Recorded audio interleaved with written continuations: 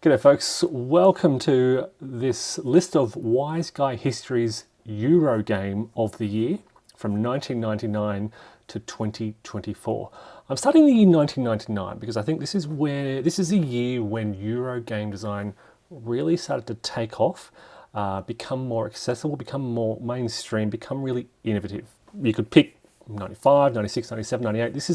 1999 is when I think it really starts. It's when I can really pick a game and say, yeah, that was really a game that I played a lot. It was my favourite game of the year.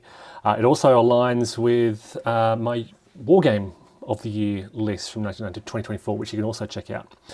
So this is, again, a personal view. This is my subjective interpretation of the games published in each year. As always, if I've missed something, I'm going to give some honourable mentions, as always. I'm going to list the games in the top from recent years as I work through them. If you think I've missed anything, please leave a shout out in the comments. If you think there's an injustice here, let me know. Feedback, criticism, comments are very much welcome. So I'm starting in 1999 with this Michael Kiesling and Wolfgang Kramer design to Carl. Now, it has been republished in recent years. In fact, this is the recent box cover.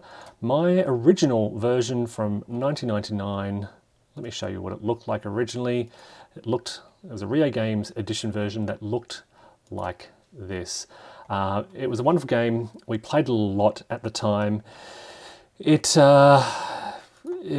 about, in effect, moving your workers through the jungle, exploring the jungle, building up temples, and yeah, it was a lot of fun for 1999. So I think, again, I'll touch upon this in a moment, Michael Kiesling and Wolfgang Kramer were very much at the forefront of innovative Eurogame design in this period, and Carl was one of our favourites for many years. Okay, moving on to the year 2000, and my game of the year is Java. I loved Java. It's a Eurogame really tile laying game where you move your workers around. I'll try and highlight an image that captures this.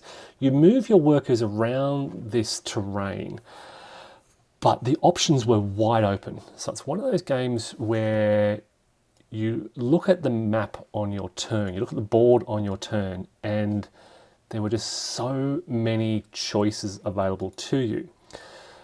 It looked amazing when it was built because you had all this sort of topographical map. The biggest downside was, because there were so many options open available to you, many players would suffer from analysis paralysis, and they'd look at this map and there would be so much they could potentially do that they'd just be weighing up all these different considerations. And we often found that in so many of my gameplays, that gameplay would slow right down to a crawl. The downtime would be horrendous if you're playing with a full complement of 4 players. So a wonderful game. If you can sort of, I recommend if you can find a copy of this, it's pretty old, as I said, year 2000. Again, a Michael Kiesling, Wolfgang Kramer design. Wonderfully fascinating in terms of the decision processes you're going through, in terms of looking at those options, making a decision. But yeah, that also is a factor in downtime. So 120 minutes playing time, but I know that a lot of our games went for a lot longer than that, just because of the intensity of decision-making processes. But a lot of great memories of playing this. I just remember loving this game. It was probably my favourite game for many years, my favourite number one game for many years, and then gradually we stopped playing it because it was so difficult to fit within 2 hours. 2001, I admit, was a bit of not a great year for game design. There was not a lot of competition from this year. I've picked TransAmerica because I used to play this a heck of a lot. There's also Trans-Europa. They're identical games, just different maps. Trans-Europa looks like this. This is still a game that we play a lot. It's a very good gateway game, introductory game. You can just play this with my father and parents, father and mother, and it's really a good game for non-gamers. On your turn, you build 2 train tracks. and you expend your network, and you have to connect all the cities. You get dealt a hand of card. You get a green station, a yellow station, a red station, an orange station, a blue station, and the first person to connect all 5 of their colors wins the game. So you build your train network out. When you connect to somebody else's train network, you can begin building off their train network. So if I, for example, have Charles turn over here and I'm this network here, as soon as I connect to this train network, I can then start building off theirs. So you're looking to connect to other people's train networks, connect your stations. Really great game. Has stood the test of time. It plays very quickly. It's great for kids as well. So it's enough for kids and for adults. So it's kind of an all-round great game. It's light, easy to learn, fast playing, but still gives you some interesting tactical decisions on your turn. So TransAmerica and its sort of partner game TransEuropa. TransAmerica came out in 2001, designed by Franz Benno Malone, and yeah, it was a wonderful experience. As I said, still a great game to play. For 2002, my game of the year, another game that I play a heck of a lot still to this day. My daughter wanted to play it just over last weekend, is Lord of the Rings, The Confrontation. I have the original version from 2002. This was first published in 2002. No, we'll just put this on a new line with some runners-up. So Lord of the Rings Confrontation, 2002, it's now 22 years old, but yes, I love playing this game. I still love playing this game. It remains a wonderful game experience. I haven't rated it enough. I will probably refresh that rating. It hasn't been rated for many years. How does this work?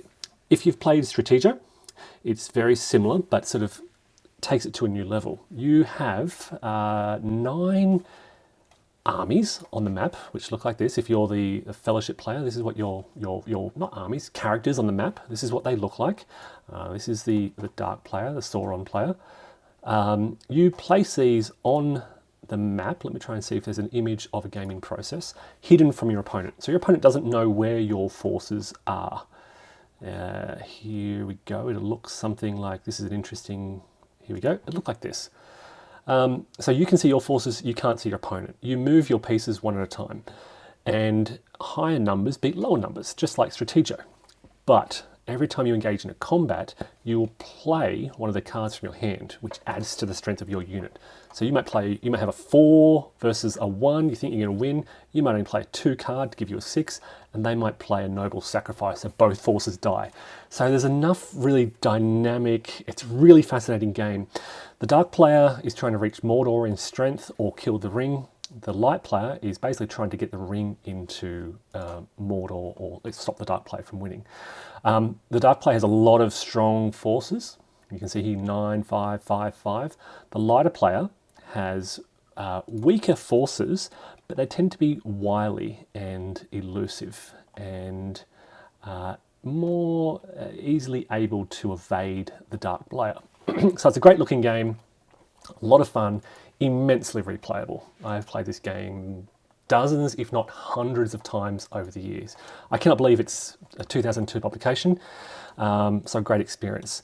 Now, I did have some runners-up, Wallenstein, and I love this game. I played this game a lot in the early years of sort of when it first came out, and it also is the system that was used in Shogun. So this is a Dirk Henn design. You could argue that some might say it's a bit of a war game, but it's really Euro game at its heart. You have a series of action cards, and you'll have a series of territory cards showing the territories that you control on this map of sort of central Germany, and you will place your territories on these actions. So if you place a card here, you are collecting wheat. If you place a card here, you're collecting taxes. If you place a card here, you are building the building. These are your military actions. So if you play a territory here, let's say Frankfurt, I don't know if Frankfurt's there, but it means you're engaging in combat. If you place Munster here, you are recruiting troops in Munster to pay for it. So it's kind of secret planning. You secretly plan face down all your territories, and then everyone reveals, and you work through these one at a time. And of course, I haven't mentioned the most important thing, the cube tower. So when you invade an opponent's territories, let's say that red here attacks blue here, you grab all the cubes that you're attacking with and the defenders, you throw them in the cube tower, and you never know what's going to come out. But if, say, 3 red cubes come out and no blue cubes come out, red has won with their 3 armies placed in the defending territory. So it's got this unpredictable combat mechanism. And again, if you've played Shogun, that same mechanism and the design of the game, the mechanics, the fundamental ideas here are carried over into Shogun. But Wallenstein started all that.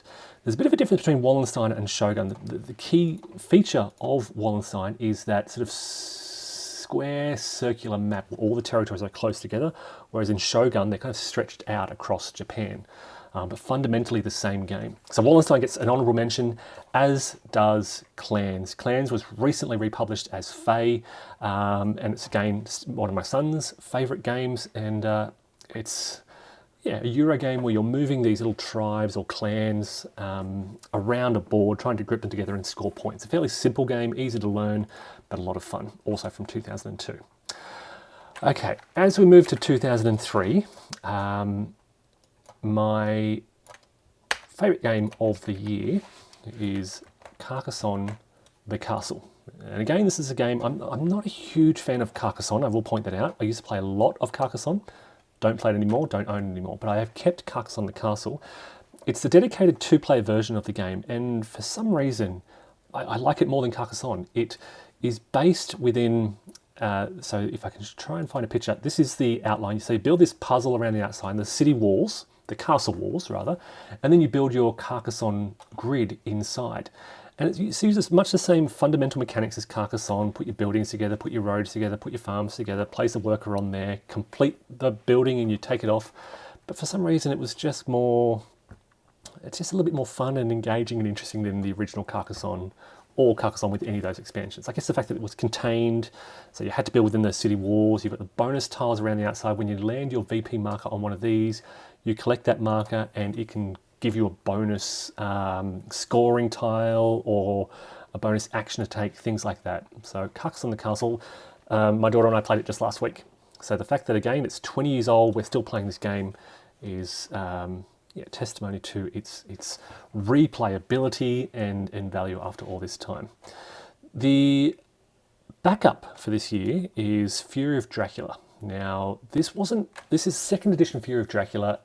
The second edition was published this year. It's quite different to the original edition. My wife and I played it a lot when it first came out, but we kind of tired of it after a while, so it's no longer in my collection, but honourable mention for that year. As I move into 2004, my game of the year is Downfall of Pompeii. Got this when it first came out, I think, I'm pretty sure, and it's a lot of fun. My kids love it for the main reason being that when the volcano spreads, let me show you how this works. So you start the game by settling. You place your family members and you settle in the buildings on the card. So if I place a 10, then I'll place a family member in building 10. So here you can see building 2, building 3, you'll populate Pompeii. And at a certain stage in the game, the volcano will start to erupt. And suddenly, when these cards come out, suddenly your people are trying to leave the city. The volcano, the lava begins to spread, as you can see by these tiles that are placed by opponents on the board. And when the lava flows into a space occupied by people, those people are thrown into the volcano. They've been eaten by the volcano. My kids love that idea that the lava spreads throughout the city, and if you draw the lava tile, you place the lava tile. And you get to choose. So if I'm the red player here and I draw a lava tile, I can place it here on the yellow and blue people and they get thrown into the volcano. My kids love that idea. It's quite an interesting tactical game. There's a broader strategy to it. So it's a lot of fun. Kids can play it, easy to learn, but yeah, with that interesting decision process throughout. So that is Downfall of Pompeii. Also honourable mention to Cockroach Poker. Okay, this is not a very well-known game. It's not very well rated, but it's still a game that we play a heck of a lot. Again, we played this just last week. Very simple. You have 8 different bugs or insects in a deck of about 64 cards, I think. You shuffle the cards up, deal the entire deck out. You have your hand of cards. You pick a card, give it to someone. face down, and you say, this is a cockroach. And they have to say whether you're lying, telling the truth, or if they can't decide, they can pass it on. Now, if they guess correctly, you have to keep that card and turn it face up. If they guess incorrectly, they have to keep the card and keep it face up. Or they can pass it on and do the same thing again. Whoever runs out of cards first loses the game, or if you collect too many bugs of a certain type, you lose the game. Really fun, light game, easy for non-gamers again. And another honourable mention for Power Grid as well, which also came out this year, which we used to play a lot, and yeah, again, it's kind of overstayed its welcome now. Moving in to 2005, and my game of the year is Railways of the World. Now, this was originally line. The version I had was Railroad Tycoon. I believe I had this edition that had this kind of box. Look, it supposedly re-implemented Age of Steam, but it's quite, I think, sufficiently different. I think it's quite different to Age of Steam from memory. I have played Age of Steam. Here is kind of, yeah, what it looks like. It's a rail game, designed to be accessible. You buy your trains, you upgrade them, you build your pick up and deliver. It's fundamentally a pick up and deliver game. Sneak peek of the next game, sorry, getting ahead. Fundamentally a pick up and deliver game. That was a lot of fun, had a lot of replayability, had some great expansions to it, different maps of, where are the expansions? I think Europe. Oh look, there's a heap now. Australia, Sweden, it's still going on. Quite a lot of different expansions for it now. So that was my game of the year for 2005, and I had a runner-up Vegas Shogun, which is a game that I played a lot back in 2005, 6, 7. 2006, I've got Shogun. I mentioned this earlier. This is the sort of re-implemented Wallenstein on a Japanese map, which looks like this. The advantage of this, and the reason I think Shogun is better than Wallenstein, is it stretched the map out, didn't have everyone sort of grouped together, and you could actually defend in the corners. So you could position yourself down here, and you could create a sort of a defensive barrier against your opponents, whereas you couldn't quite do that. It was harder, I think, to do that in Wallenstein. Maybe it's just a trick of the map, but look, fundamentally the same system, as you can see here, of collecting food, collecting taxes, recruiting troops, building buildings, and deploying or battling. So a lot of fun, and again, Dirk Henn design. And an honourable mention for Through the Ages, which first came out in 2006. Again, a wonderful game that suffered horrifically from analysis paralysis. The very first time I played this, I played at a gaming group in Sydney, and I kid you not, I checked my watch, and I think it was 6 p.m. I played my turn. It was 7 p.m. before I took my next turn. I waited a full hour of downtime between my turns. At 7:30, so I took my turn, I waited another half hour and I left early because the game was nowhere near ending. And I had to, it was going forever. So it's a game, Through the Ages is a game that suffers from horrific analysis paralysis, but it's a wonderful game. Okay, moving on to 2007, and another game that I still rate. Oh, I should point out, Die Macher. Or this, okay, so the version of Die Macher that I played, this is originally published in 1986. There was a 1997 Valley Games. This is the Valley Games edition. This is a game that I played. This is the version that I originally picked up and played the most. The multilingual edition from 2006. I'm giving you an honourable mention to this publication. All the publications are slightly different, and this is when I first found Die Macher in 2006. So an honourable mention for that year. All right, 2007 was a tough year, as you can see by my shortlist here. I'm picking 1960, The Making of the President. It uses that card-driven system, famous in Paths of Glory, Here I Stand, and the like, but focusing on the US presidential elections. It is I guess a lighter version of that card-driven system. It's one of the easiest card-driven games to play. Still moderately complex, 3.2, but a lot of fun. I've played this with my daughter, so it's kind of accessible for older kids. But yeah, you've got fundamentally that card-driven system. You can play a card for CP, for the event, or for a range of other effects. Mostly it's CP or the event. But yeah, first came out in 2007. This is the revised version from GMT, I think. So I think it's the original Z-Man English first edition from 2007. I don't know how it's changed really over the years. I don't know how GMT has revised it, but my edition is still wonderful. Great component quality from Z-Man Games, and still played as much as I can. Runners up are Age of Empires 3, The Age of Discovery, and Agricola, both of which came out this year. Both amazing games. Agricola in particular was held #1 spot on Board Game Geek for many years. A worker placement game about building your farm, having a family, and a lot of fun. Age of Empires 3 is fundamentally a worker placement game that blends with a kind of war game aspect, which has been republished a couple of times in recent years. Moving on to 2008, and my game of the year is Battlestar Galactica, the board game. A game that my kids absolutely love. We play this as a 4-player game a lot. They love it. It is, for those who haven't played it, you've got a map of your Battlestar Galactica. You are a character, one of these little standees, and you have to fight off the Cylons who are attacking you. You do this by taking various actions. You can fire the ship's guns. You can jump into a ship and start dogfighting them. All the whilst you're fighting off this enemy force, this AI-driven enemy force, there is a traitor amongst you, and you have to find out who the traitor is. You'll often do this throughout the game. There'll be various tests that you need to accomplish. And to perform these tests, you play cards from your hand and you need to succeed. And often you'll fail because people have played bad cards. So you need to find out who played those bad cards, weed out the traitor, put them in the brig, accuse them loudly of being a Cylon. Where's the brig? Here's the brig down here. You can put them in jail.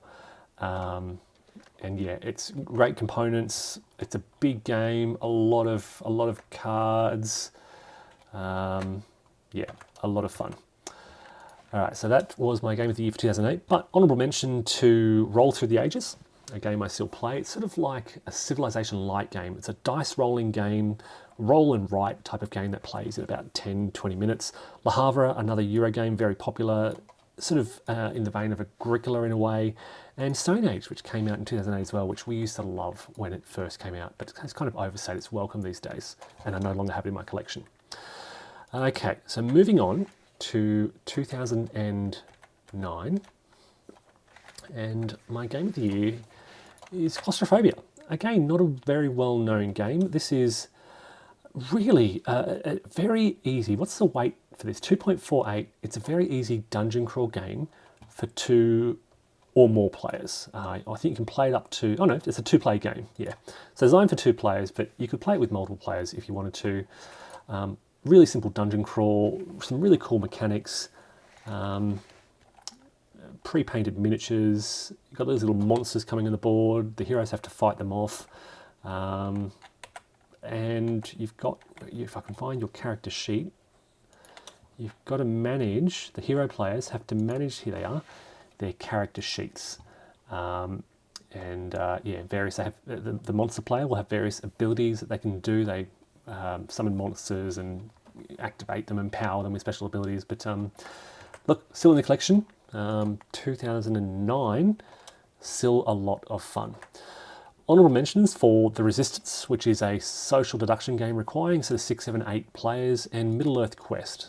Middle-earth Quest was amazing when it first came out. I've written a glowing review of that. I absolutely love this. Probably best as a 2-player game. It's, I think, a 4 or 5-player game where you conduct quests around Middle-earth, and it was amazing in 2009, 2010, but in recent years kind of lost our interest, and I sold it away quite recently.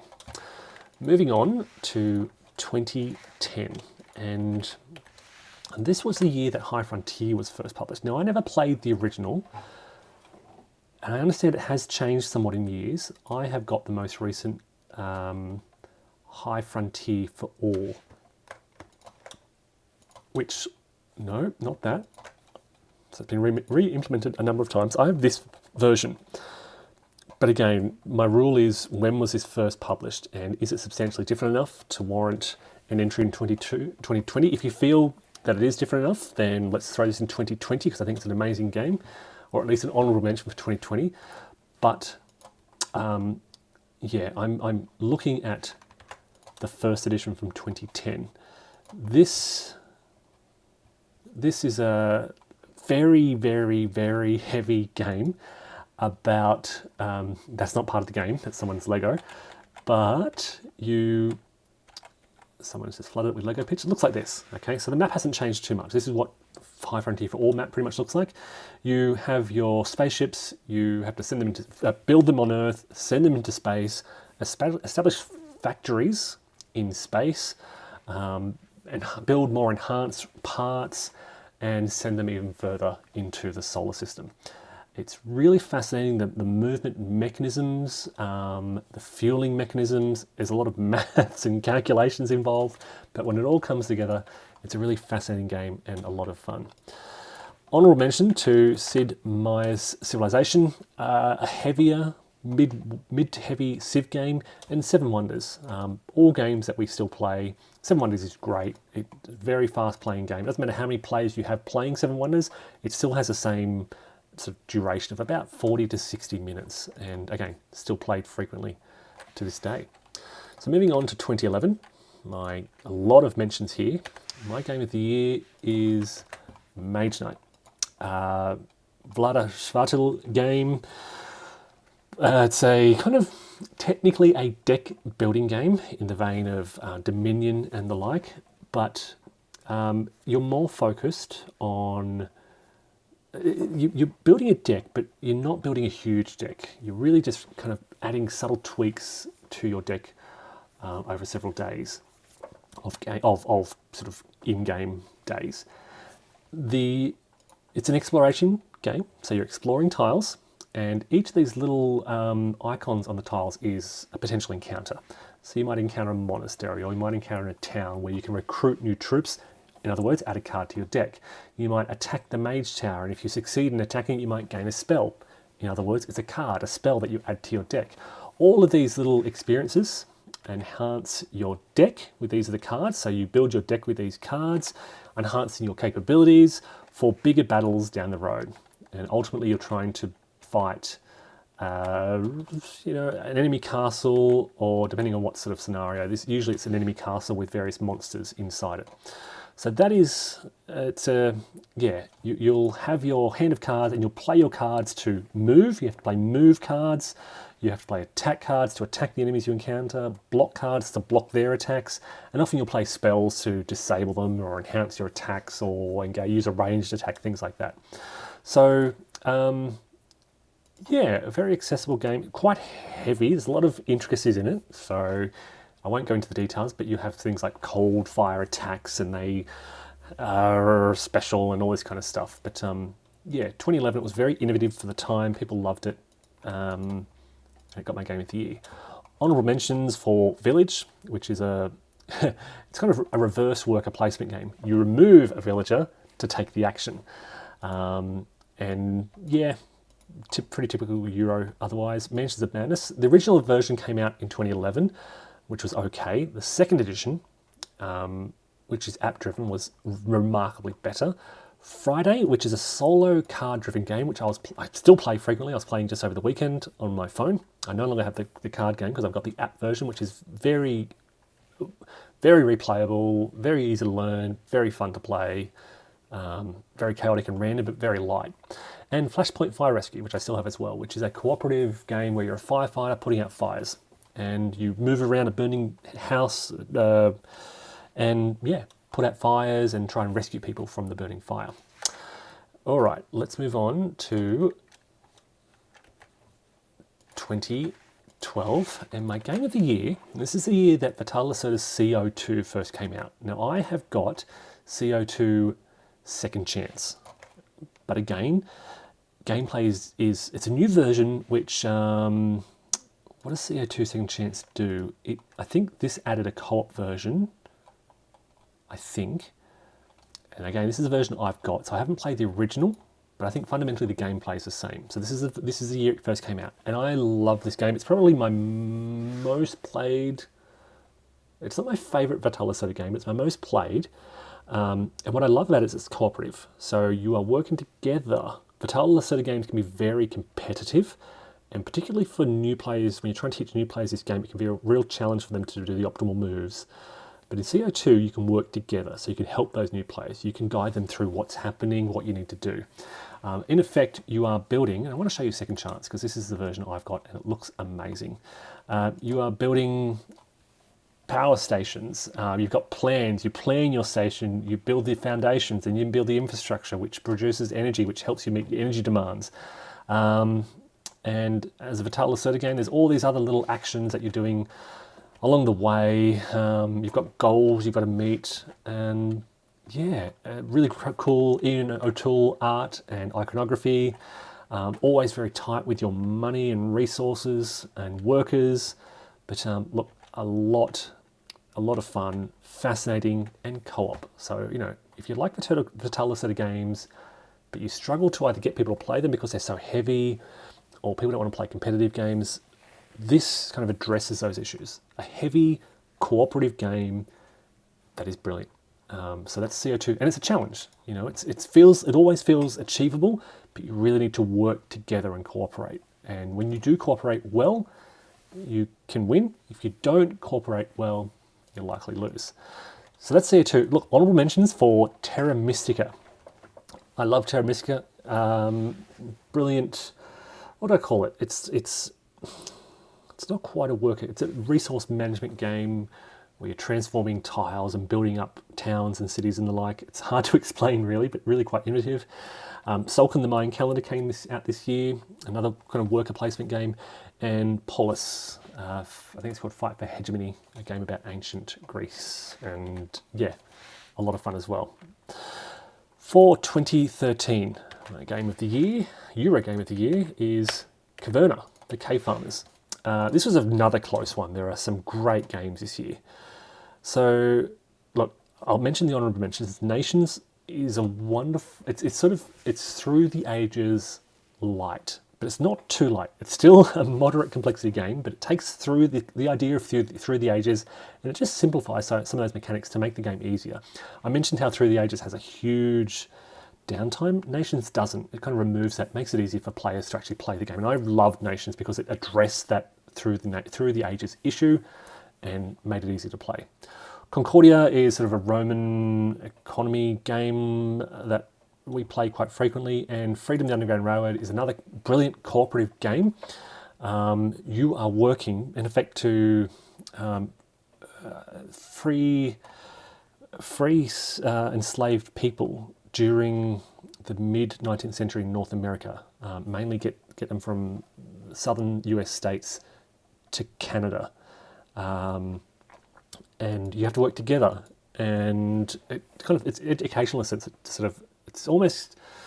It's card facilitated, and yeah, you're responding to emerging situations and working together. Yeah, but my game of the year is Caverna. It's very similar to Agricola. It says it re-implements Agricola. It doesn't. It uses a similar fundamental mechanics foundation, but it's a completely different game. I think this is so much better than Agricola.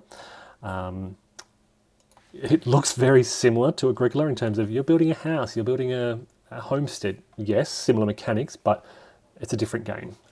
You don't have to, but you can explore the dwarven mines and build buildings. Are they dwarven mines? I think they're just mines. I don't know if you're necessarily dwarves, but you can go on adventures, and look, it's another wonderful experience. I think it takes Agricola to an entirely different level.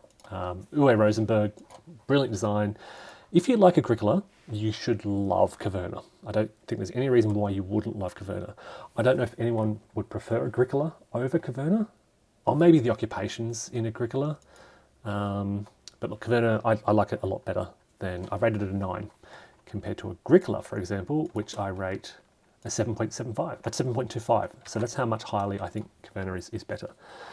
Okay, moving on to, that was 2013, sorry. So 2014, and my game of the year is a Andreas Aldendal and Michael Keller design Lagrange. I can't believe this is 10 years old now. Okay, so you're a farmer managing a farm, and you will have your farm board, which looks like this. And on your farm, you will collect farm produce like wheat and grapes and pigs.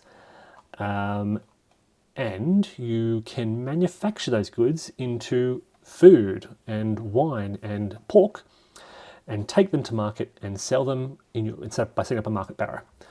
That's the fundamental idea here.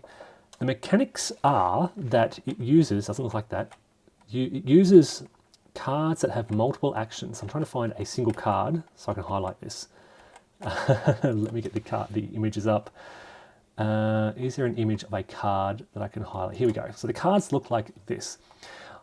You can plant, are they olives? So you can plant olives. And if that's the case, you slide the card so that only the olives are revealed.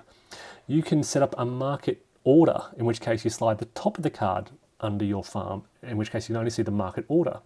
You can use this as a special event kind of thing, a special ability on your farm, in which case you slot this into your farm so that you can only see the description. Or you can upgrade your farm, in which case only the right-hand side is revealed. So each card has 4 purposes, and you've got a hand of cards. For each of these cards, you choose what purpose you're going to use it for. In this case, do I want to plant olives, or do I want to set up a market order and try and achieve this? Do I want to upgrade my farm and produce more income and draw an extra card? Or do I want the basket weaver, which will give me a special ability? And I love that idea that you have a hand of cards with an array of options open to you, and so much more going on beyond that with the market trading. There are what are called anytime actions. So Ode loves this idea of anytime actions, which I also love. And this idea that you can, do all these trades before you formally do your actual action for the turn. And there's a lot of sort of string of events kind of things that can happen on your turn. So a really fun game. Recently, I've got this version, but it was recently republished in a sort of deluxe version that looks like that. Honorable mention for Clask, which is just out of reach above me. Clask is a wonderful little dexterity game. Orléans, which is a bag building game. You build your bag and you draw things from the bag. Star Wars Imperial Assault, which we've played quite a lot. Probably not quite a Euro game. And Spyfall, which is a social deduction game where there's one spy, everyone else knows where you are except the spy. You've got to kind of describe the location to convince people you're not a spy, and the spy has to guess what location you're in. So it's a lot of fun. Moving on to 2015, and my game of the year is, Euro game of the year, is the Gallerist. It's my favourite Vital Lacerda game, art by Ian O'Toole, Eagle Griffin Games. Why is this my favourite? I think it's because of the kind of, the idea that you're investing in an artist. So what you do here is, it's all about art galleries and artists. And over the right-hand side of the ball here are all the artists. You can invest or sponsor, I can't remember what the word is, an artist. And they'll start with a relatively low level of reputation or fame. And over time, you'll want to sort of display their art, promote their work, and enhance their value so that you can then sell their art at a higher value. And I'm trying to see this, if I can sort of illustrate this through images. It might be difficult to do so because there's so much going on this board. Oh look, here we go, here's a nice view as well. Yeah, it's really hard to see. So here's your art on your personal display. But yeah, look, it's Vital Lacerda, so it's heavy, it's complex. There are many interconnected parts that come together really beautifully. I think it's the most thematic. He's famous for very thematic designs, but I think this is the most thematic because you've got these art galleries and you literally display your art. And you have, where's a better image to illustrate all this? You have your artists out on display. Yeah, these are the artists, and it just looks amazing. Plays really well. It's heavy, but it's really fun and interesting. Honourable mentions for Codenames, a great deduction game, Kingdom Death Monster. Now, can you believe that the Gallerist beat out Kingdom Death Monster? I have long said this is one of the best games ever published. It's been nearly 10 years, and for me, it has kind of overstayed its welcome, principally because of the difficulty in actually getting this played. If someone were to come to me and say, I want one game to play for the rest of my life, I would say Kingdom Death Monster, because it is immensely, you could have thousands of hours of gameplay, and every hour would be challenging and interesting and exciting and full of choices. But yeah, there are other games in the world, and I just do not have the time to invest that much effort into the one game. So Kingdom Death Monster, yeah, honorable mention. And Pandemic Legacy. My wife and I loved this when it came out. We played it. It's a kind of one and done type of game. We played the campaign, we threw it away, but had a great time with it. All right, my 2016 Game of the Year, and another amazing game is A Feast for Odin. Uwe Rosenberg again. This is, I think, his best. I give this 10 out of 10. Folks, if it's brilliant. It is such an amazing game. It is a worker placement game, fundamentally, but you have, and I'm going to highlight the Norwegians expansions, because if you're getting Feast for Odin, you've got to get the Norwegians expansion, because it makes everything in the base game better. It enhances the player board, the choices. Here we go. So it takes the action board from the base game and it enhances it. It makes it just that little bit better. Now you could say, well, why couldn't you do this in the base game? Probably should have, but we've never played the base game without Norwegians. Now I should point out, I'm not a fan of expansions generally. I very rarely buy expansions.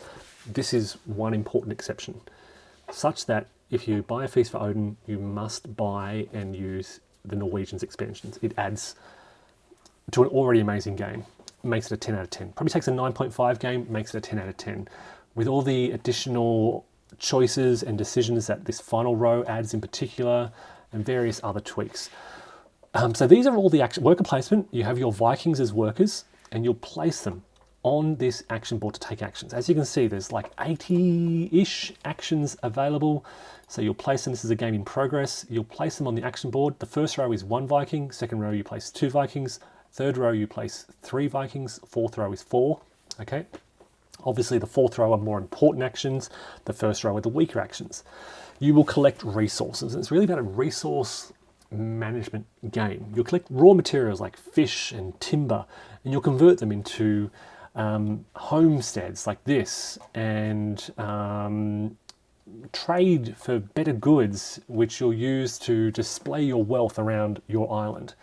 So it's a bit of a puzzle tile laying game, but that's really a side element. Well, it's the most important element, but your main focus is resource management, worker placement, with this goal in mind.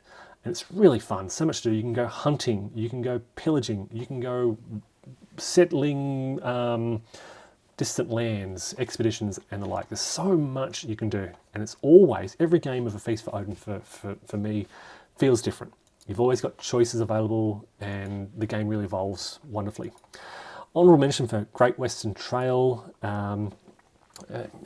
deck management game where you're trying to get cattle across the Great Western Trail. Inish, which is probably, it's kind of a Euro game / thematic game.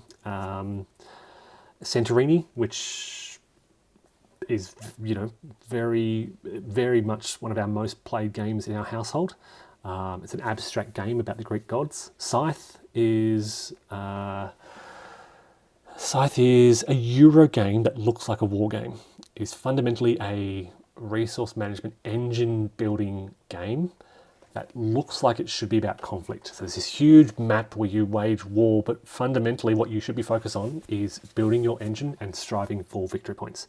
And Yokohama, which is another kind of technically worker placement game, but you're actually moving your worker around Yokohama to perform actions, and a lot of fun. So this is a really great year for wonderful games.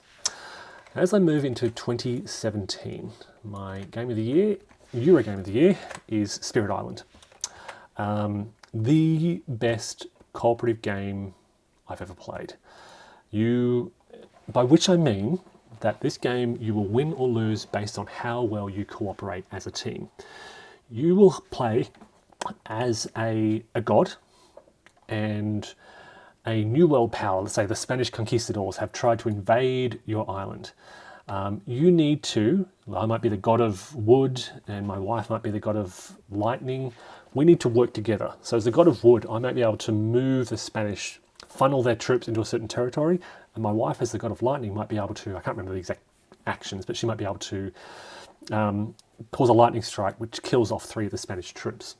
Now, if I didn't cooperate, if I didn't move my troops, she wouldn't be able to use her action. So we've got to cooperate like that. And yeah, true co-op, true need necessitates working together, talking together openly, working for the common good. If you do that well, and if you really think and plan carefully, you can win. If you don't do it well, yeah, chances are you'll likely lose. So I love that it really forces you. You have to absolutely cooperate and talk openly, share knowledge with each other, share plans, share ideas. It doesn't really have a kingmaker element. It's not a kingmaker, what do you call it? Where one person dominates. Because I've got my abilities, I know my abilities, and my wife will have her abilities. So we'll talk together and everyone contributes to this discussion and planning equally. I've never had a game where one person has really dominated that conversation and taken over. And it looks great as well. So this is, I think it's seen a couple of different versions over the years. There are expansions for it as well, which I just, you could get them, but the base game is really strong as it is. Honourable mentions this year for another series of great games, Gloomhaven, which we've played the heck out of. A dungeon crawler with some innovative card mechanics. Hunt for the Ring, which is a hidden... the Fellowship player is trying to get the ring through to somewhere, I can't remember, and the Shadow player is hunting them. Lisboa, another Battle Lacerda game about rebuilding Lisboa following the Great Earthquake. Bios Megafauna, an Eklund game about creating species and ensuring their survival on an evolving planet. And Seventh Continent, which was, I rated 10 out of 10 when it first came out. It's since soured with us because we've played it so much and we don't want to play it anymore. In fact, I've sold it from my collection, but it was an amazing experience when we played through it. And I'd recommend it. I'd still recommend it for a limited, you can borrow a copy, play through it, and then part with it. But yeah, honourable mentions for those.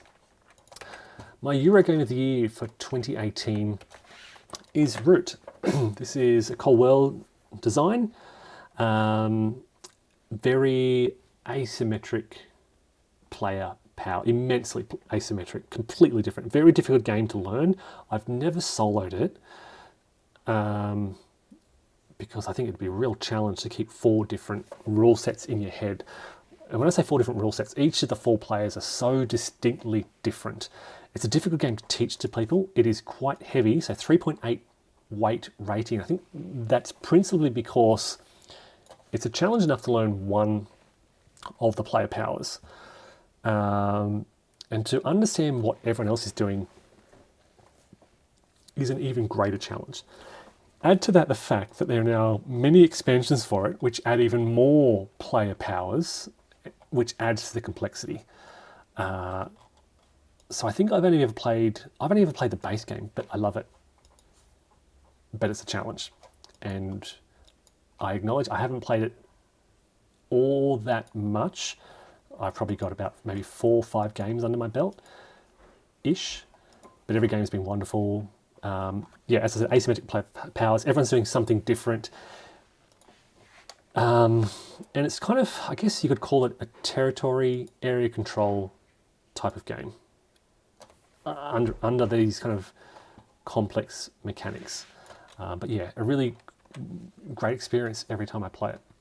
A lot of honourable mentions this year. Pandemic Fall of Rome. I know I don't like Pandemic. I mentioned Pandemic Legacy. I love the legacy aspect of that, but I don't like base Pandemic.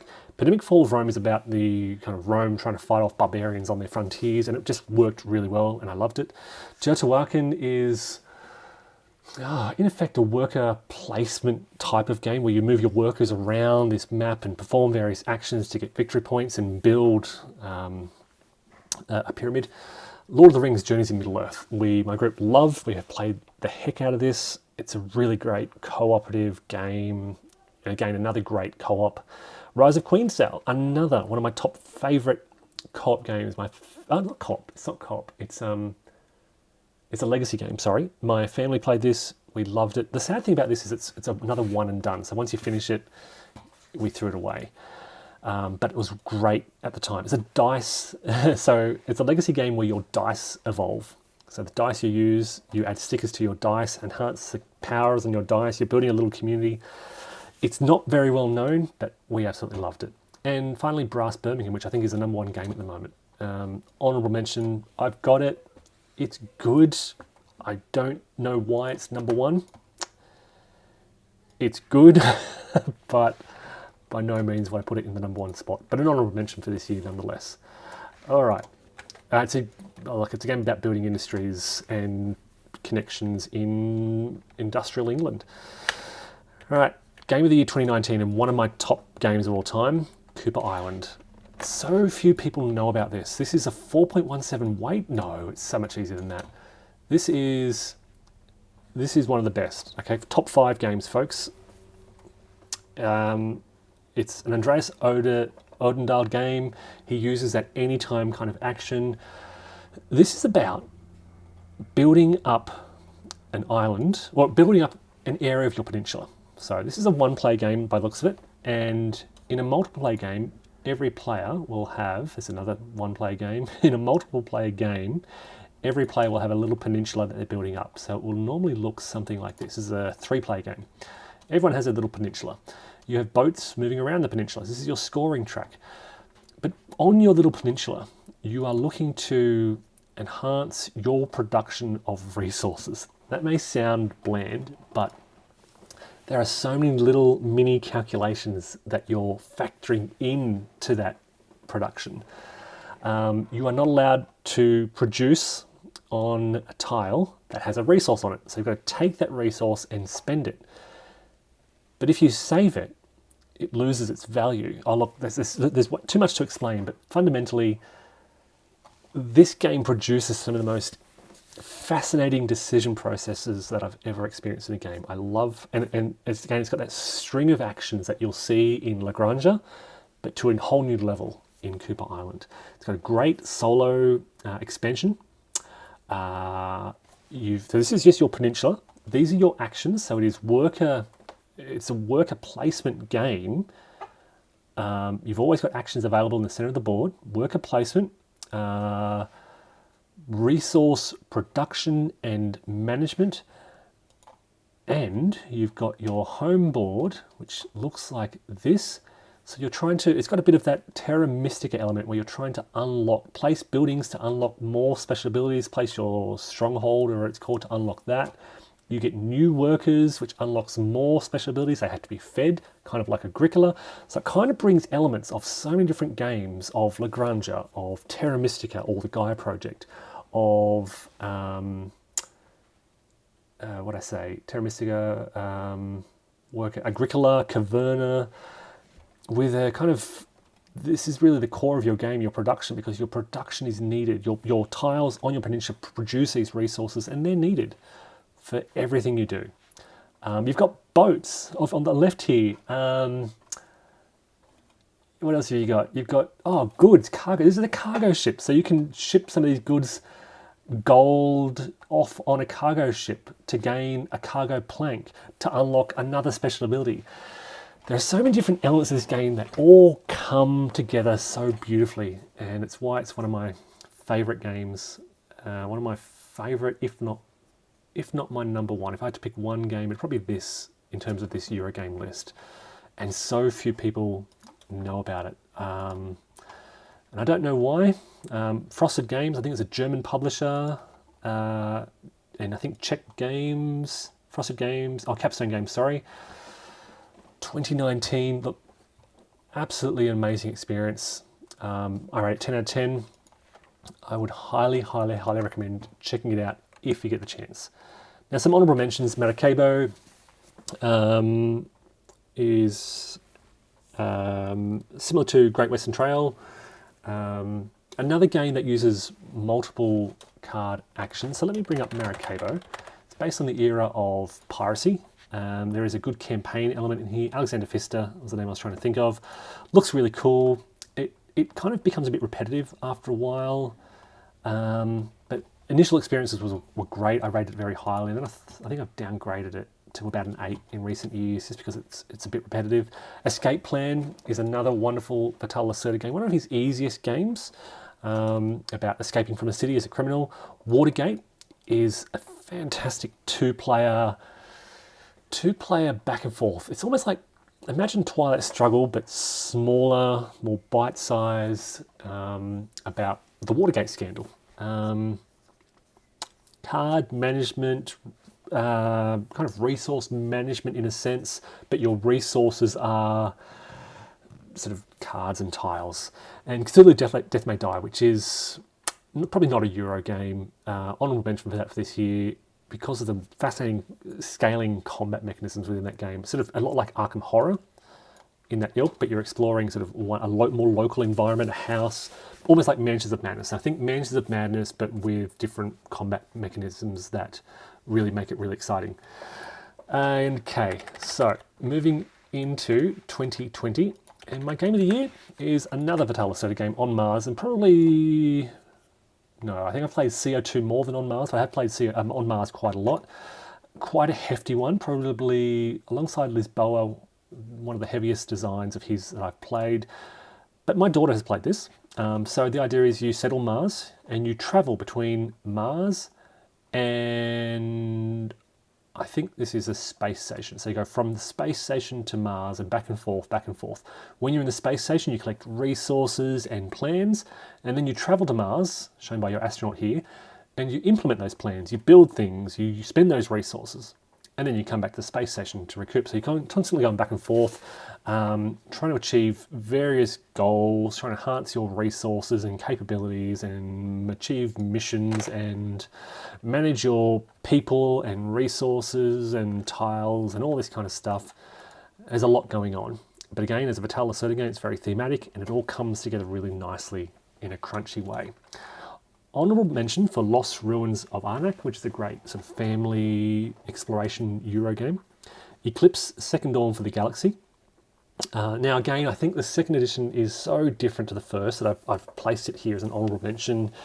It's almost I guess it's a thematic game, a lot of combat, technological advancements, and honourable mention for Praga Caput Regni, which is a very quintessential Euro game about building Prague, enhancing the city and trading and doing fun Euro game things. So that's my honourable mentions for 2019.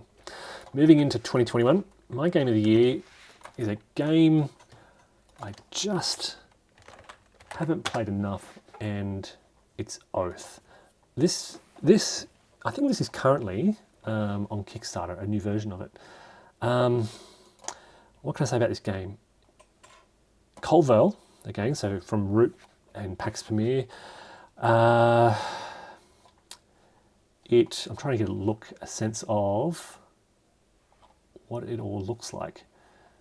So it's hard to get a view of the map. Here we go. This is what it actually looks like, upside down. So you've got this sort of neoprene map that comes out, you've got different territories, and you move between these territories. It's a kind of a resource gathering game where, again, your resources are cards, but it's got a legacy element to it. So at the end of each game, you will shape, the winner gets to shape the deck for the next game. You may remove some cards, you might make the game more, the deck more militaristic.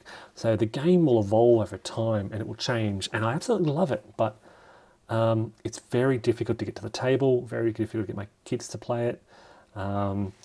It's a kind of king of the hill kind of game where somebody will be leading and every other player at the table will be trying to attack them and stop them from winning, which puts somebody else at the top and then everyone gangs up on them. So it feels like it's really hard, you're constantly grappling at that person in the lead to pull them off the flagpole in a sense and stop them from winning the game, whilst trying to put yourself in that winning position where you can't be stopped.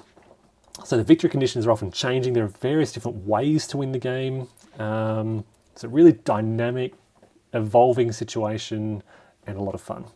That's Oath from 2021. And a very, very honourable mention for Ark Nova, my son's favourite game about managing a zoo. And I should bring this up because it does look really cool. It's a kind of deck management, zoo management game. It looks like this. You've got 5 actions, so this is your player board down here. This is your zoo that you're building. You've got 5 actions, 5 cards, and you just pick on your turn one of those 5 actions. It's that simple. It might be collect some more cards for your hand. It might be build an enclosure within your zoo. It might be place an animal in that enclosure. It might be build a development, invest in a sort of, returning animals to the wild kind of thing. All the while, you're managing your hand of cards, you're managing your zoo, you're managing the animals in your zoo. When you play an animal to the zoo, you might get special bonuses, victory points, ticket sales and the like. And you're trying to get 2 things, sort of conservation points and ticket sale points. And they're both your victory points. So you want to advance them both along these tracks, and when they cross each other, that's when the game ends. And whoever has crossed their markers by the most wins the game. Victory points, basically. But look, wonderful game. I don't have the Marine expansion yet, but I need to get it today. And yeah, a lot of fun. Great for kids, great for adults. A lot of interesting decisions. That's Ark Nova. Looks so close between Oath and Ark Nova, but I think I like Oath better personally. So there you go. Moving into 2022, and my game of the year this year, this wasn't an outstanding year for, other years we've seen a lot of tension. For me this year, I've just gone with War of the Ring, the card game. And I rated an 8. What do I rate Twilight Inscription? I'm going to find that out. So War of the Ring, the card game, yeah, it kind of captures the essence of the War of the Ring board game, but in card format. You are you're fighting your big battle for Helm's Deep in card format. You're playing cards for these battles. At the same time, you're trying to get the ring into Mordor via this sort of ring mechanism, or you sort out via cards. You'll also have characters, so you'll bring characters out and they have special sort of bonuses that you can use. And it's co-op, so it's a 2v2 type of game. And that's a really fun experience, playing sort of 2v2. Whereas War of the Ring can be played with 4 players, but it's ideally a 2-player game.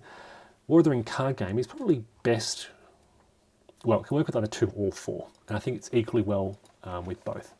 And my runner-up was Twilight Inscription, which is based on Twilight Imperium. I do have a playthrough of this on the channel.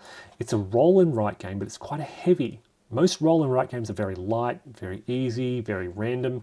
Twilight Inscription is on the heavier side of things by virtue of the fact that there is just so much to do. You have 4 different boards with a lot going on and a lot of complexity, resource management, combat elements, exploration, and exploration. So yeah, a 4x roll and write. Expansion, industry, war, navigation. You're navigating between different planets, areas to try and unlock their resources. A lot of fun, good to solo, great cooperative, the best roll and write that I've played. And what did I rate it? So I've rated this a 9. So I've rated this above War of the Ring. Maybe I should change. Maybe I should give Twilight Inscription the game of the year. Look, I don't know. Let's call it a tie.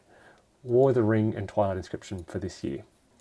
All right, moving on to 2023. And my game of the year is Voidfall. Now this may look like Twilight Imperium, but it is in fact fundamentally a Euro game. It looks like a war game, it looks like you've got these big ships sailing around fighting battles, but fundamentally this is an action / resource management Euro game. Don't be fooled by appearances. I love this game. What I love about it is the fact that it can be played competitively, cooperatively, solo, but fundamentally your focus, it's almost deceptive in a way that Scythe is. Fundamentally your focus is on your actions, resource management, much like Scythe is. So this is very reminiscent of Scythe, how you've got that big battle board and you've got these armies, and You think it looks like a war game, but really you win or lose the game based on the actions you take and how you build your engine. Voidfall is much the same. You will win or lose a game based on how you manage your actions and secure victory points throughout the game. Resource management, pursuit of victory points. What else can I say? Expansion. Expansion is an important element. I will say it's a very tight game. So whereas Twilight Imperium is expanding and you're moving across this galaxy, Voidfall, as a Euro game, it feels like it ends very. It's a long game, don't get me wrong, but it feels very constrained. You are not doing a whole heap of things as you're doing in Twilight Imperium. And I had a runner-up for Hegemony. Now I have got Hegemony. I am very confident I'm going to love Hegemony, but I haven't yet. I've set it up and I sort of did a few little actions solo, but I haven't had a chance to really dive into it yet. So very heavy game. I'm confident I'm going to love this when I get the chance to play it. All right, which brings me to 2024. This year, I've had the chance to play 2 games from 2024. Well, two games that are contenders. The first is honorable mention for Heroes of Might and Magic 3, which is probably not really a Euro game, but the 7th Citadel, I would argue it is. It is very similar to the 7th Continent, but better. Okay, so it takes those ideas from the 7th Continent and improves them.